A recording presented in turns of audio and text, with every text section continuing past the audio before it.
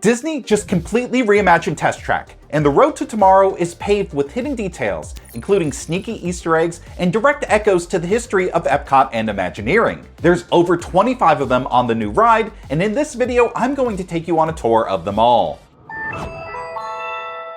Hi, I'm James from Guide to WDW, and if you're like me, you are a big fan of all the details, references, and in-jokes that Imagineering includes in every Disney ride. And the new Test Track is no exception. I actually got to interview the Imagineers behind the ride, and I asked them for the inside scoop on where exactly they hid the Easter eggs. We've hidden some little things you got to look out for, but there's also this kind of spirit and ethos of previous attractions and original EPCOT that we tried to imbue into the attraction as well. So yeah, they were tight-lipped about spilling their secrets, which I respect. After all, discovering these details is half the fun. So I did the extremely hard work of going on a really fun ride a bunch of times, and then looking at a video of a really fun ride even more times to see what I could find. And there are some surprisingly deep cuts on this ride. So let's dive in, starting with the building itself, which has been here since EPCOT opened. Disney says that World of Motion, the original ride that was in this building, was an inspiration for this new version of Test Track. We'll see some more direct callbacks to World of Motion later, but they started by removing the giant metal canopy from Test Track 1 and 2, restoring the previous views of the World of Motion building. The first room inside the line features 3 GM concept cars from the past to the present. The line itself doesn't give too many details about these cars, but here's what they are. The Astro 3 from 1969, the GM Autonomy from 2002, and finally the PEV3, which was unveiled in 2024 as part of GM's Urban Active project. This room also gives you a couple of glimpses of the ride, as it starts and during its high-speed finale. This is similar to World of Motion or Test Track 1, which gave you a tease of the ride in motion while you were in line. Now let's buckle up and pull on the yellow tab as the ride itself gets started with this line. We've always been dreaming about the road to tomorrow.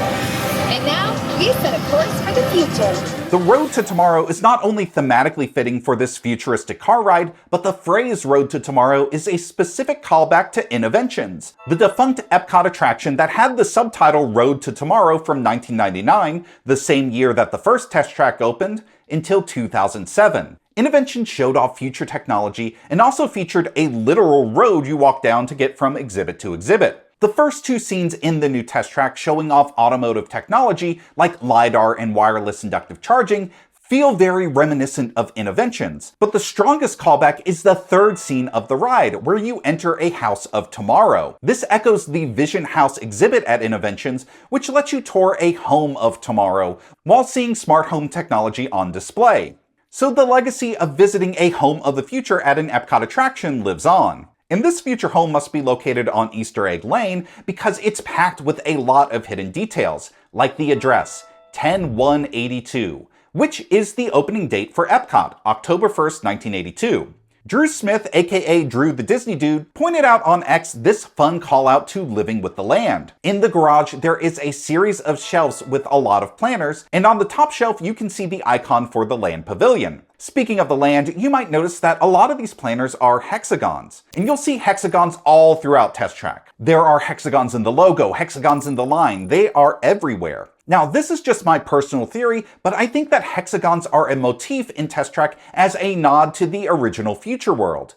Hexagons have 6 sides, and Future World opened with 6 pavilions: Spaceship Earth, Communicore, The Land, Imagination, Universe of Energy, and World of Motion. The new version of Test Track brings plenty of that classic EPCOT feeling, so this may be a sneaky thematic nod to how this building was part of the original 6. And the rest of this House of Tomorrow scene has even more references to the past of this attraction. The scene starts out with the narrator saying, "Imagine being able to customize your vehicle at home."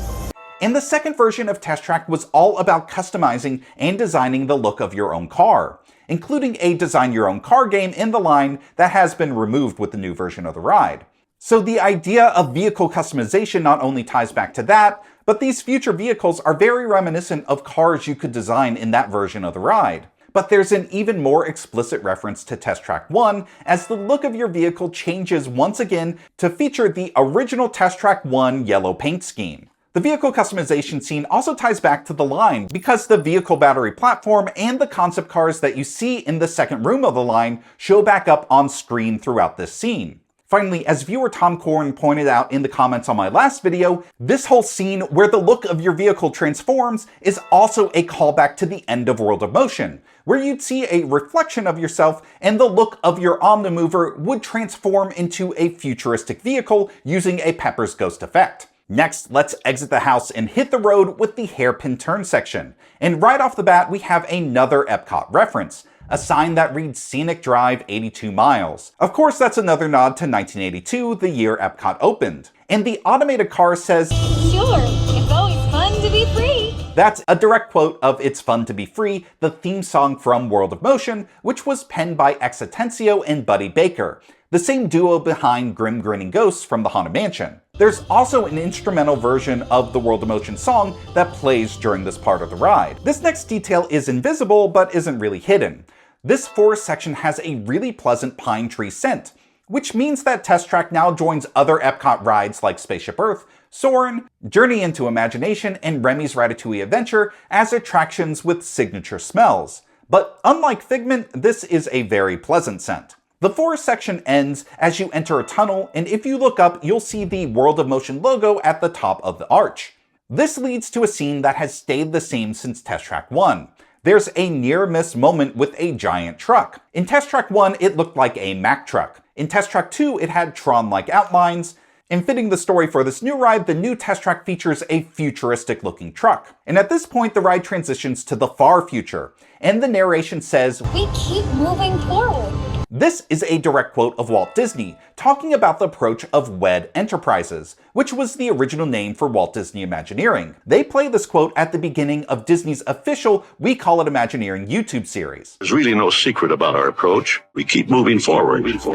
Gotta love that Walt the Futurist is directly quoted here because we make the turn and see this spectacular city of tomorrow. Now, as you may know, Walt Disney's original vision for EPCOT wasn't to make a theme park, it was to make a city. In fact, the heart of everything we'll be doing in Disney World will be our experimental prototype city of tomorrow.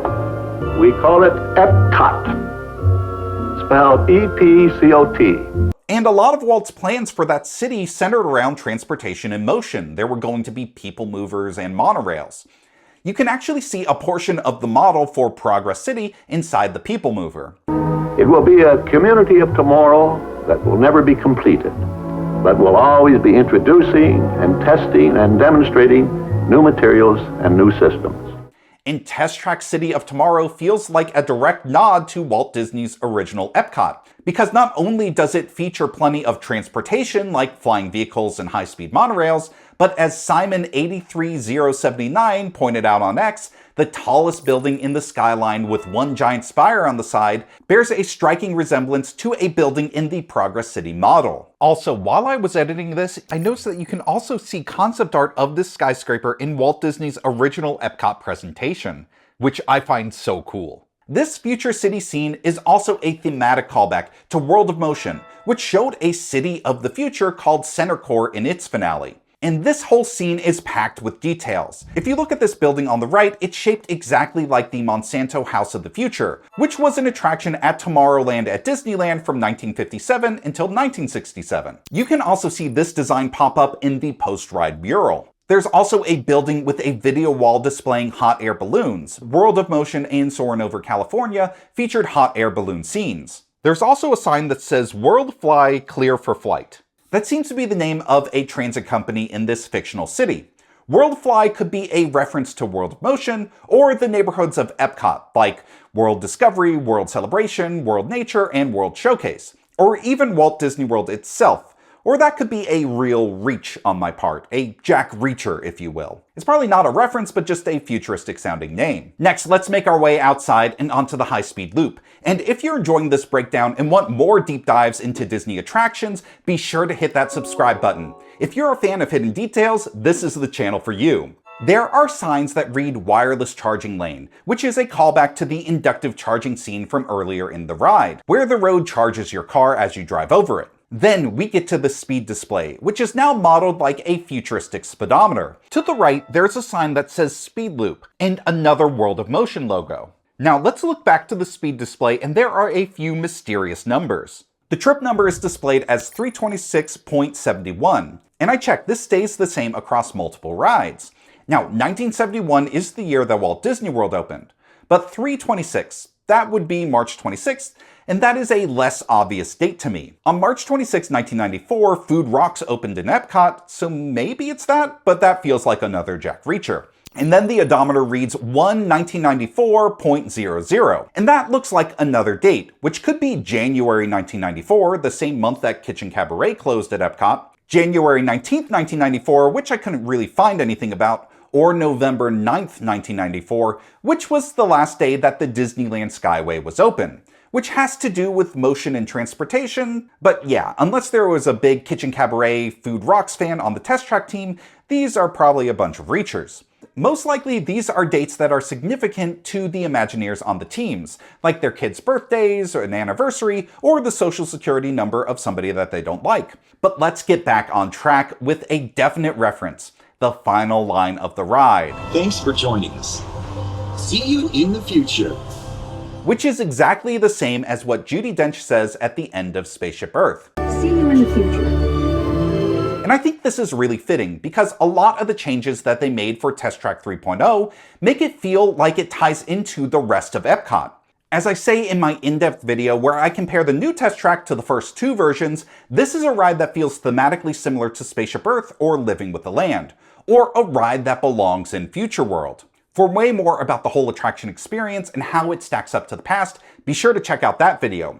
And this whole video was inspired by a great conversation that I had on the Park Peeps podcast. Did you clock any concrete references to World of Motion or other past Epcot attractions? I had so much fun talking Test Track 3 with Joey and Demi, so be sure to check out that episode. But is there anything that I missed? I looked everywhere through my footage for a hidden Mickey and I couldn't find anything. So let me know in the comments below. This has been James from Guide to WDW. Thanks for watching, and I'll see ya in the future.